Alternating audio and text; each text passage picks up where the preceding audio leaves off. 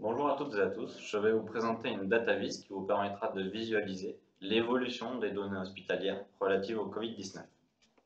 Tout d'abord, nous allons nous concentrer sur le taux d'hospitalisation par rapport au taux de vaccination en fonction du temps et des régions. Ici, nous avons les différentes régions avec la taille des cercles qui varie selon la densité de population.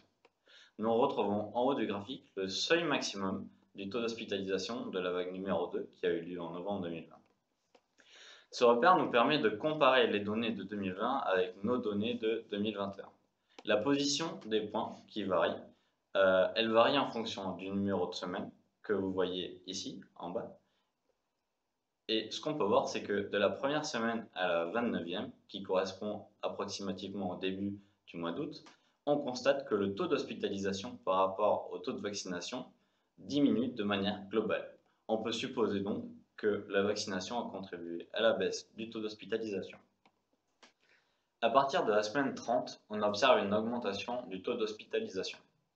Cela peut s'expliquer par la réouverture des lieux publics et un relâchement de la population vis-à-vis du pass sanitaire. Et notamment, ces deux effets-là, on peut les constater sur la région PACA et la Corse. Concernant la baisse qui suit, nous n'avons pas assez de recul pour l'expliquer. Alors, on pourrait penser que la vaccination permet de diminuer le nombre d'entrées en réanimation, et c'est ce qu'on va essayer de montrer dans l'onglet suivant. Ok, donc on va vous présenter notre deuxième graphique qui concerne la part des réanimations dans l'hospitalisation. Et pour ce cas-là, on a choisi de sélectionner la région Bretagne. Donc pour ça, on a choisi de représenter un graphique avec deux courbes. La première courbe qui représente le taux d'hospitalisation en fonction du taux de vaccination, et la deuxième courbe qui est un indicateur qu'on a créé et en fait qui est le ratio du taux de réanimation sur le taux d'hospitalisation.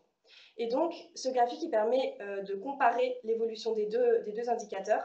Et en effet, on remarque que lorsque le taux d'hospitalisation diminue fortement, le taux de réanimation, enfin le ratio des réanimations dans les hospitalisations reste stable. Et donc, on peut supposer que ces réanimations concernent principalement des personnes qui ne sont pas vaccinées. Après avoir comparé l'indicateur par région, nous allons le comparer par sexe. En haut à gauche, on peut sélectionner la région que l'on souhaite. Ici, nous allons étudier le cas de la région PACA. On peut voir sur le graphique que les hommes sont une part plus importante en réanimation. Il semblerait donc qu'ils soient plus vulnérables que les femmes face au Covid. Et cet effet-là, il est identique pour toutes les autres régions. Grâce à cette database, nous avons pu voir l'évolution des taux d'hospitalisation et des taux de réanimation. Et ça, selon le sexe, selon le taux de vaccination et selon les régions aussi.